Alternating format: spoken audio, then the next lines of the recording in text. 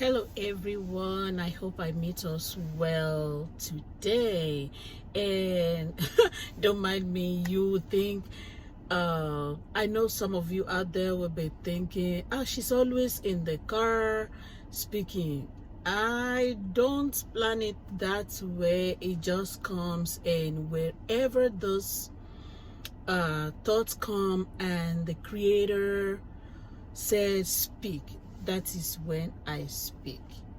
Thank you all for understanding with me, and quickly I'll go to talk about the topic for today, which is going back to some of the stories I've been sharing, but here is in a in-depth form. You know, I've told us all that I grew up in a strict Christian environment, a strict Christian community where we are not allowed to question, where we are indoctrinated in such a way that left me to ponder and ask questions. Why is this? Why is that? And trying to find answers. And in trying to find answers, I began to look in depth into some things, and things will just happen, and I'll learn from that, and something will just make me know that that is the answer to the question you asked time. And those now became my truth. And I came out to tell every one of us that our truth, whatever our opinion, your opinion is your truth. My opinion is my truth. Our opinions now differs. Different opinions. My opinion is different from yours because I was raised differently. Even though I grew up in Nigeria, my parents raised me well. My parents raised me differently. Here is how. Even in the quarters, the government quarters I grew up in, we were raised differently. My parents were present, they were available to us. When my dad go to work, my mom is at home watching us, taking care of us, making food for us. When mom travel, daddy is home, daddy is making food for us when we were younger. So there was no moment of my life that I lack parental presence. So, and growing up, I grew up in a house where there was no fighting. I grew up in a house where there is no cursing. In my house, we don't curse. And when I go outside, maybe walking to school, and I hear people cursing, it sounded so weird to me. Like, what is that? Me ò make me share at all. So growing up in this strict community, some things are actually done well. On the contrary, so many things, so many doctrines that I grew up with left me questioning so many things.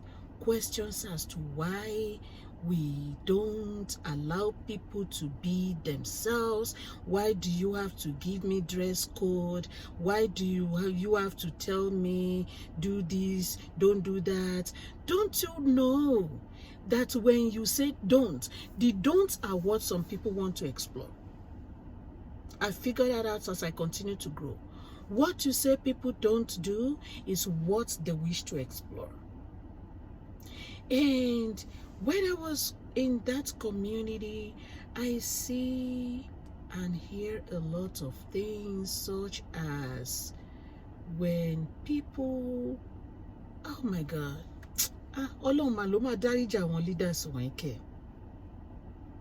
you see a lot of couples that are married in the church, and you wonder how they met each other.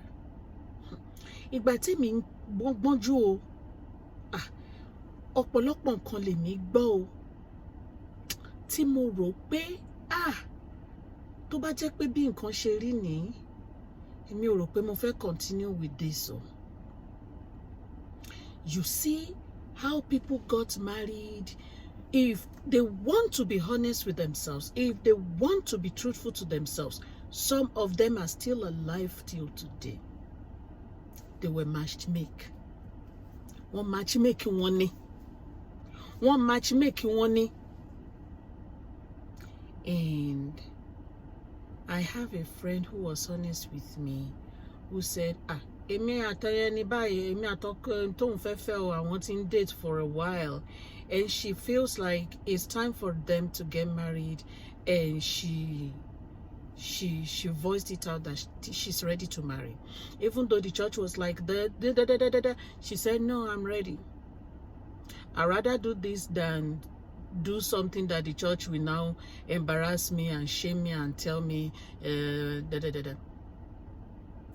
Growing up in such an environment where people cannot be themselves, where there's a lot of politics going on.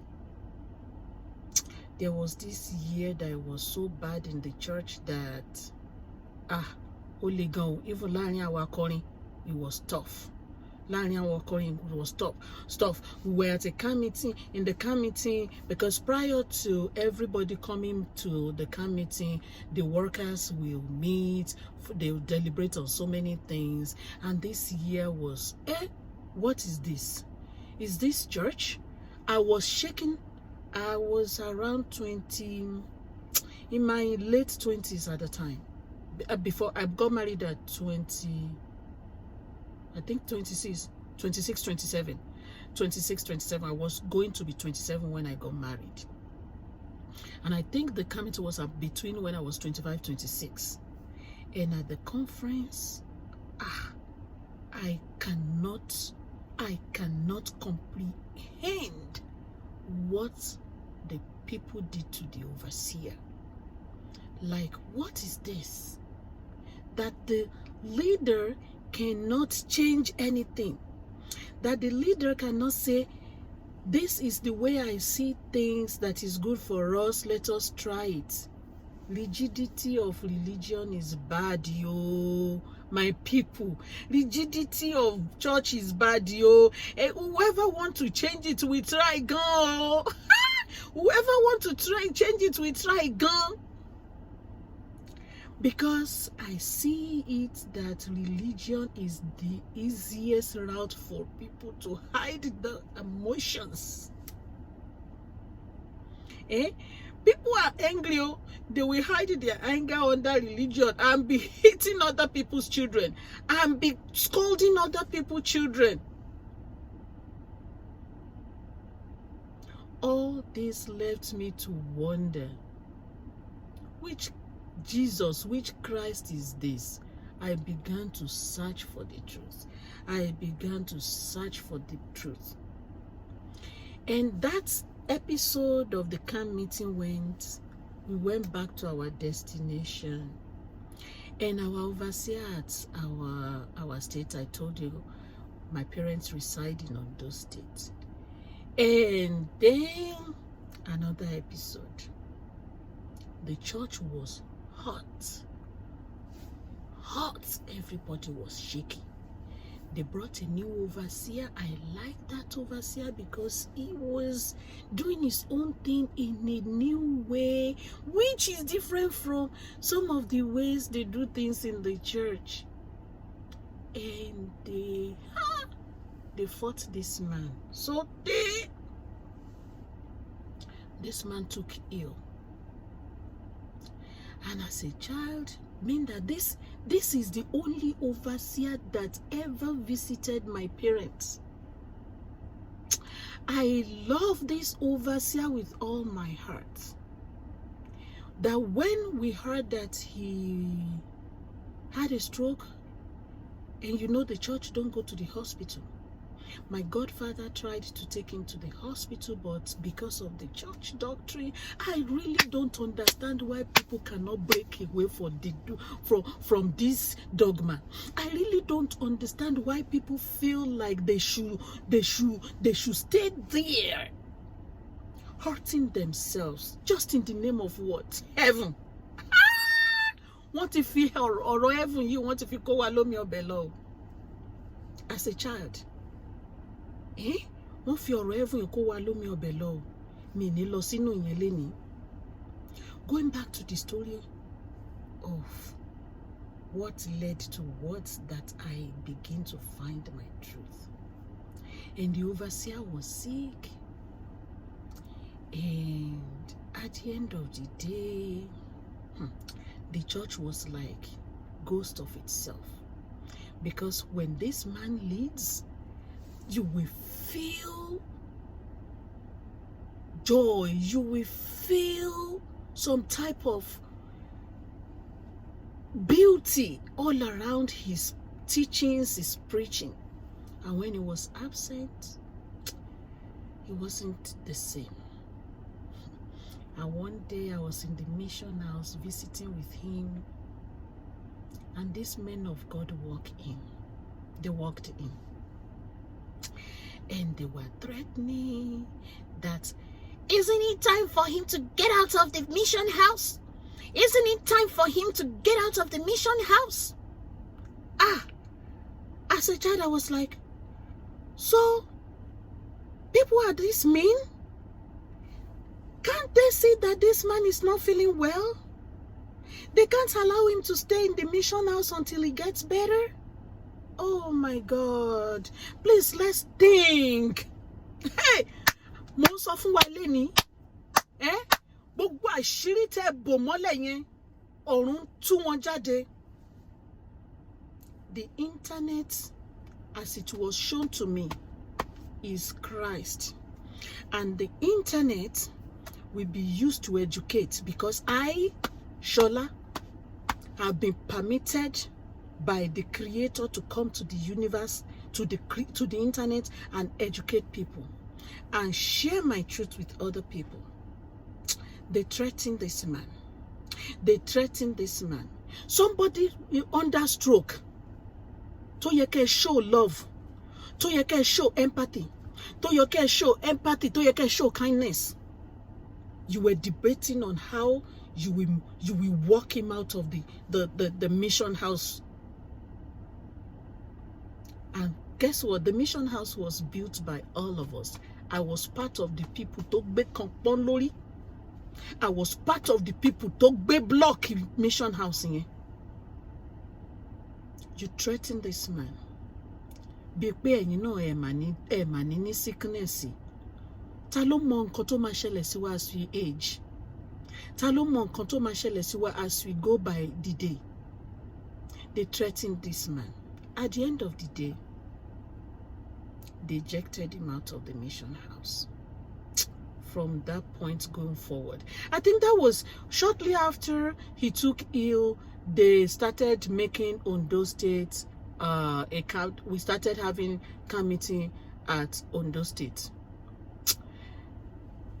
After the first one, which he was there, the second one, in all honesty, I did not enjoy it. I kept going out of the platform because choir members will sit on the platform.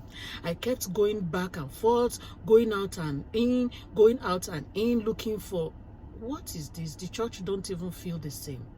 The church don't even feel the same. What is this? What is going on? Oh my shoe. Oh my shoe. The city mapo. The city mapo. And the funniest part of all this is, some people will go,